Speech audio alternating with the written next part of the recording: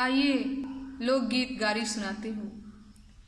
अरे आइते चुनाव देखने ताजी प्यारे लुटावेले, आइते चुनाव देखने ताजी प्यारे लुटावेले, भोली जनता के चूना लगावेले, भोली जनता के चूना लगावेले।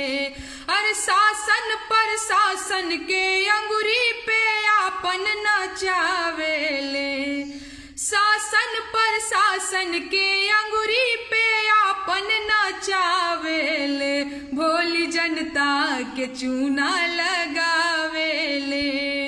वादा त ऐसन कैसन, अरे वादा त ऐसन की दिनही में तरही उगावेले, वादा त ऐसन समुंदर में अदहन धिकावेले, भोली जनता के चूना लगावेले।